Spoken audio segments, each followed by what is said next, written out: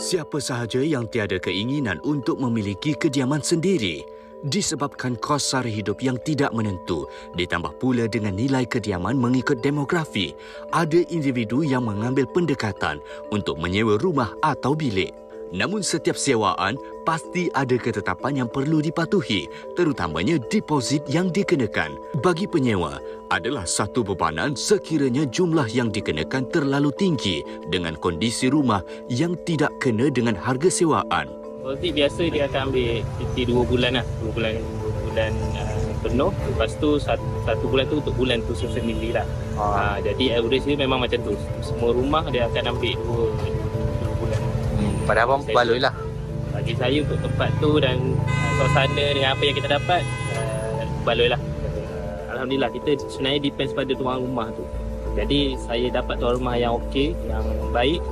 Kadang tu macam sebelum ni saya nak pindah dari KL pergi Lawang tu, tuan rumah boleh macam bagi saya duduk sekejap. Macam ada lah dia punya, walaupun kita punya perjanjian sampai 21 hari bulan contohnya kan. Tapi saya nak menyewa yang tempat baru tu 1 hari bulan, jadi dibenarkan duduk. Jadi dia cek rumah macam tu je. Walaupun saya tak ada sekali dengan dia cek asing. Tapi dia dah puas hati dengan apa yang kita jaga. So dia terima je lah, dia bagi lah dulu duit. Bilik 400, satu bilik. Kalau deposit masa nak masuk 3+1 lah.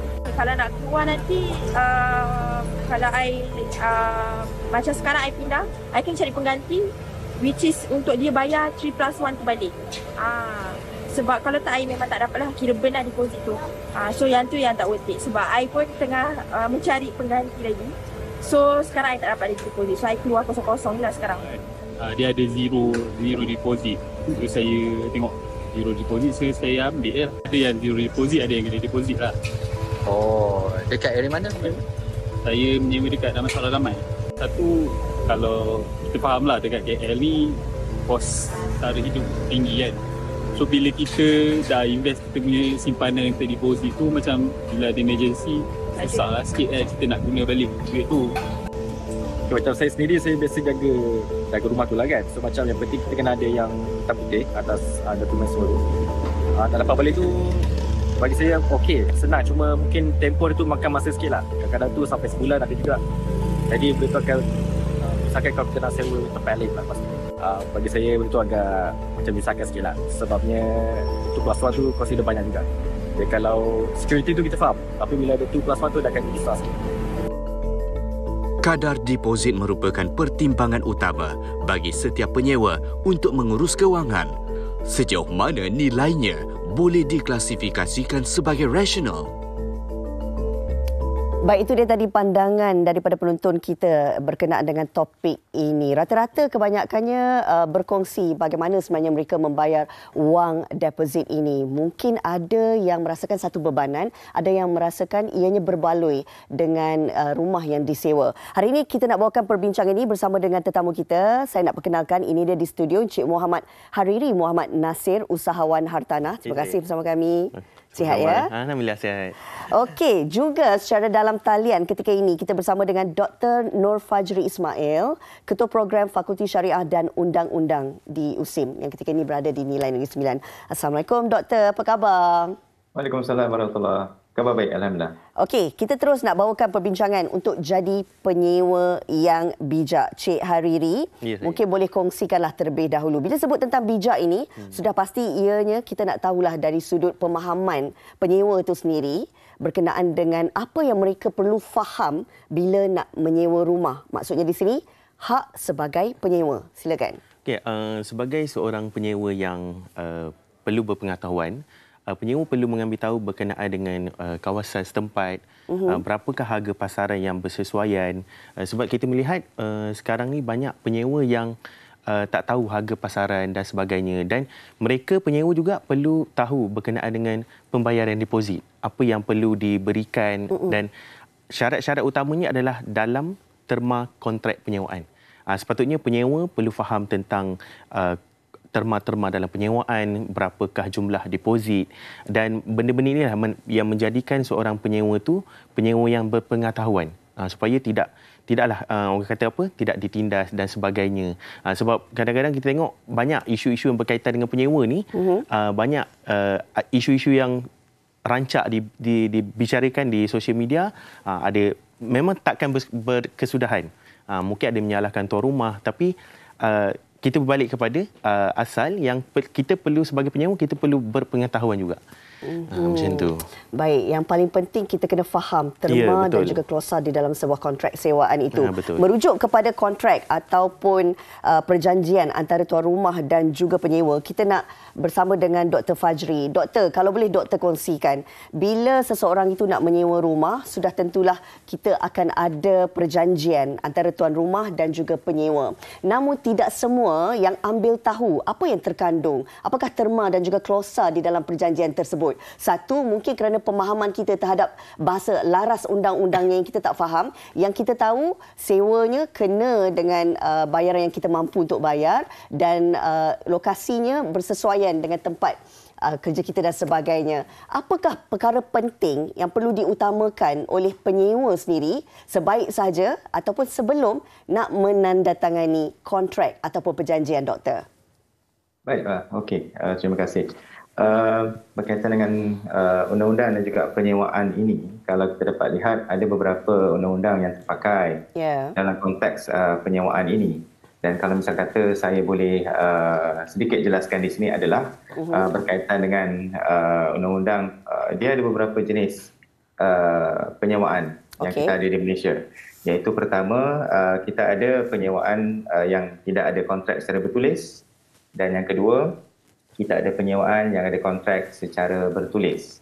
Jadi kalau ditanya kepada saya berkaitan dengan baik ataupun tidak sesuatu kontrak itu ataupun perjanjian untuk penyewaan, pada saya adalah lebih baik kalau kita ada kontrak secara bertulis.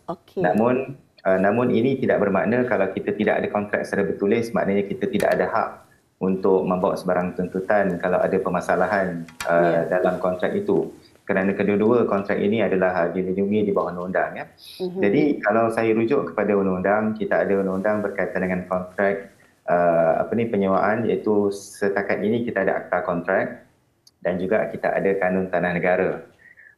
Kita untuk makluman belum ada lagi undang-undang secara spesifik berkaitan penyewaan, penyewaan kediaman, ya. Tidak seperti di Australia ataupun di New Zealand ataupun di UK. Ya. Jadi ini bermakna kita tidak ada standard form ataupun satu perjanjian yang standard. Kalau kita beli rumah, kita ada perjanjian yang standard, tetapi untuk penyewaan kita tidak ada perjanjian yang standard. Ini bermakna sesiapa sahaja boleh untuk menyediakan kontrak tersebut berdasarkan kepada perundingan yang dibuat sebelum katalah penyewa itu masuk dan mendapatkan kunci. Baik, merujuk kepada soalan tadi, perkara yang penting bagi seseorang yang bakal menyewa adalah terma-terma tertentu untuk mereka faham. Yang pertama adalah terma berkaitan dengan tempoh. Tempoh ini sangat penting kerana kita dapat lihat bahawa kalau dalam undang-undang, kalau misal kata 3 tahun ke bawah itu, ini merupakan satu tempoh yang singkat ataupun fixed term bagi sesuatu penyewaan. Jika tempoh penyewaan itu lebih daripada 3 tahun, namanya adalah berubah sikit, iaitu dikategorikan sebagai pajakan dan juga penyewaan di bawah kanun tanah negara. Baik, seterusnya kalau nak dapat dilihat, tempoh yang kedua adalah deposit. Deposit. Kita akan lihat bahawa dalam setiap terma kontrak itu dia ada beberapa perkara standard. Pertama adalah tempoh tadi. Kedua adalah berkaitan dengan berapa jumlah deposit yang nak dikenakan. Kita dapat lihat tadi bahawa ada video tadi sebentar tadi, ada yang 2 bulan, ada yang tidak ada pun deposit. Ada yang 1 bulan dan juga ada deposit yang dirangkumkan sekali dengan deposit utility, air dan juga api. Kalau saya nak nyatakan di sini adalah perkara ini adalah perkara penting yang perlu dibincangkan secara bersama. Kerana kalau tidak nanti, sebagai contoh, kalau misal kata sekarang ni kita ada penyewaan bagi kondominium ataupun apartmen, perlu diketahui juga adakah jumlah sewa itu termasuk jumlah pembayaran maintenance fee bagi setiap kondo ataupun apartmen. Sebab kalau kita dapat lihat, kalau ini tidak dinyatakan dengan jelas di dalam perjanjian, maka dalam undang-undang menyatakan bahawa penyewa tersebut adalah secara bertanggungan untuk membayar maintenance fee ataupun segala termasuklah cukai yang diperuntukkan. Maknanya kalau tidak ada perjanjian yang jelas. Okey. Namun ini adalah perkara yang perlu dibincangkan berkaitan isu kos, berkaitan isu deposit dan berkaitan isu bagaimana sesuatu bayaran itu hendak dibayar pada setiap bulan. Dan juga condition, beberapa obligasi dan juga condition. Sebab itu kalau kita katakan bahawa hubungan antara penyewa dengan tuan punya rumah ini adalah satu hubungan yang mana mereka nak membentuk satu obligasi yang sah di sisi undang-undang supaya akhirnya nanti jika ada permasalahan maka tuntutan boleh dibuat secara sah. Dan satu lagi hak bagi penyewa adalah penyewa hendaklah mendapat jaminan bahawa tuan punya rumah memberikan secara eksklusif bukan milikkan secara mana duduk di situ secara eksklusif. Baik. Sebenarnya pemilik tak boleh masuk sesuka hati dan kalau misal kata terdapatnya isu selepas itu berkaitan dengan maknanya pemilik tidak boleh untuk mengusir penyewa kecuali berdasarkan kepada peruntukan undang-undang. So itu adalah apa yang saya boleh nyatakan secara awal. Itu perkara penting yang perlu diambil tahu oleh seorang penyewa ya, dari segi tempoh deposit dan juga jaminan serta kondisinya. Kena ada hubungan yang baik dengan tuan rumah itu sendiri. Baik, bila tadi doktor menyentuh tentang deposit, saya nak berbalik kepada Cik Hariri. Ini kadang-kadang kita melihat ada perbezaannya. Mungkin ada penyewa yang menyewa dengan kadar depositnya 2+1+1. Ada yang kata doktor tadi memang tak ada deposit langsung. Ada tak perbezaan bagi mereka yang nak menyewa, sama ada menyewa bilik, menyewa rumah, jenis rumah landed house ataupun apartmen dan kondo? Dari segi perbezaan deposit ini bagaimana? Perbezaan deposit sebenarnya secara asasnya, deposit ni adalah memang kalau kita ikut secara asasnya adalah 2 bulan. 2 bulan deposit, 1 bulan untuk sewa semasa dan sedikit jumlah untuk deposit utility. Tetapi disebabkan sesetengah tuan rumah berfikiran kalau ada deposit ni kemungkinan sukar nak mendapat penyewa. Jadi sebab itulah ada terma zero deposit. Kebiasaannya zero deposit ni dia untuk mendapatkan penyewa lebih mudah. Dan kalau mengikut pada market ataupun pasaran, rumah kondominium dia lebih agak ketat dengan syarat depositnya berkenaan dengan deposit 2 bulan, sewaan semasa bulan pertama, dan ada juga tuan rumah yang mengambil deposit utility sebanyak jumlah 1 bulan sewaan. Ini mungkin berkenaan dengan kos-kos ataupun penggunaan ada penghawa dingin yang mungkin dah disertakan dalam rumah. Mungkin itu memberikan jaminan kepada tuan rumah agar bil utility ini tidak ada tunggakan. Dan ada juga tuan rumah yang berfikiran bahawa untuk meringankan beban penyewa, jadi dia meletakkan deposit deposit sewaan tu hanyalah 1 bulan saja. Bukan 2 bulan, sebab mungkin dia pun tuan rumah pun dia pernah rasa susah, jadi dia nak tolong penyewa dan dia berikan deposit 1 bulan lah.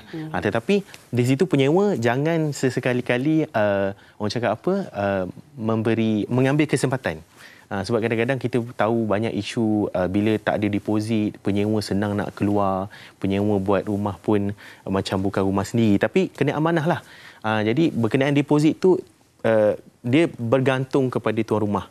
Tetapi kalau kita tengok macam kediaman-kediaman yang high rise ataupun kondominium apartmen, kebanyakannya memang akan menggunakan deposit yang asas lah, 2 bulan sewaan, 1 bulan semasa dan separuh untuk deposit utility lah. Okey. Itu bagi mereka yang baru nak masuk rumah, nak menyewa rumah. Betul. Doktor, mungkin doktor juga boleh kongsikan kalau ada permasalahan yang berlaku sewaktu menyewa rumah dan sebagainya.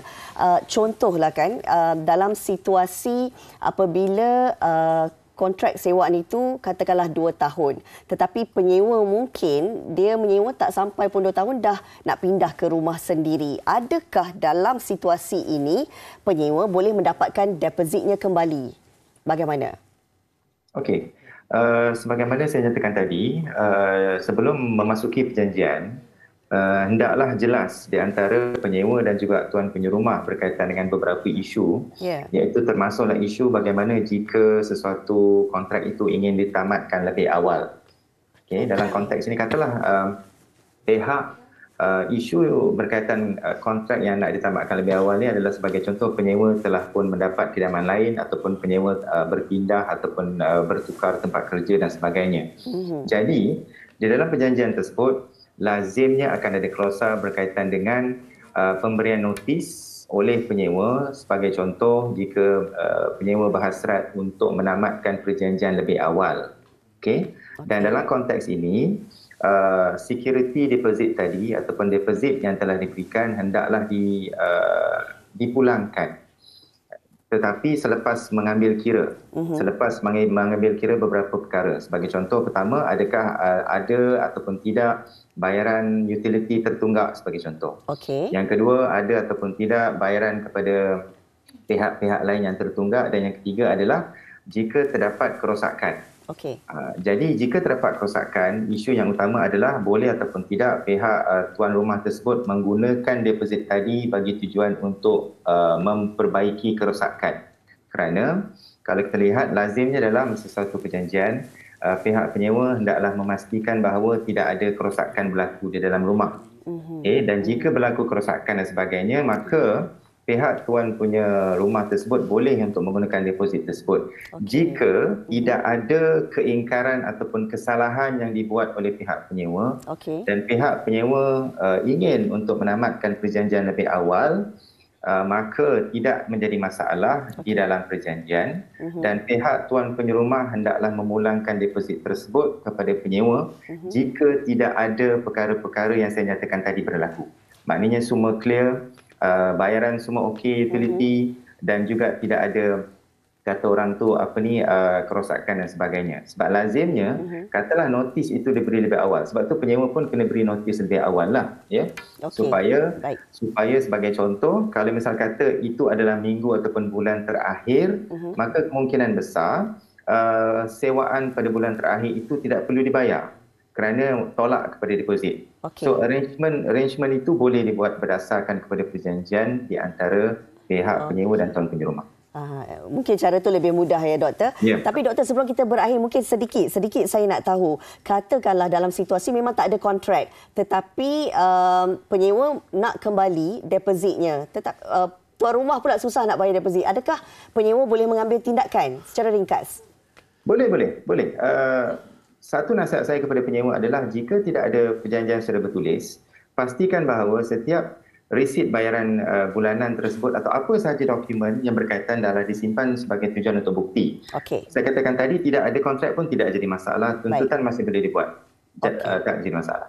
Baik, terima kasih doktor. Dan mungkin sedikit daripada Cik Hariri berkenaan dengan nak jadi penyewa yang bijak ini. Sedikit nasihat untuk mereka. Untuk menjadi penyewa yang bijak, bagi saya penyewa kena ada pengetahuan berkenaan dengan kontrak, berkenaan dengan kita boleh cakap apakah benda-benda yang kita boleh pertahankan hak kita. Contoh, sebab kita tahu bahawa sebagai seorang penyewa mungkin kita tak tahu apa yang tertulis secara bahasa undang-undangnya. Tetapi perlu kita rujuk kepada rakan-rakan yang mempunyai pengetahuan. Mungkin ada kawan-kawan kita yang dalam bidang hartanah dan sebagainya. Mungkin kita boleh membuat rujukan yang bersama. Jadi bagi saya sebagai seorang penyewa bijak, kita perlu ambil tahu isu-isu semasa berkenaan dengan penyewaan rumah ni sebenarnya. Kena cakna dengan ilmu penyewaan ini ya. Kita nak ucapkan terima kasih kepada Cik Muhammad Hariri Muhammad Nasir, usahawan hartanah, juga sebentar tadi bersama kita Dr. Nur Fajri Ismail, Ketua Program Fakulti Syariah dan Undang-Undang di USIM. Terima kasih kedua-duanya bersama kami berkongsi ilmu yang saya kira sangat bermanfaat, apatah lagi untuk adik-adik kita yang menyewa rumah ketika ini kan. Sekurang-kurangnya mereka dapat mengetahuilah apa hak mereka sebagai seorang penyewa yang bijak.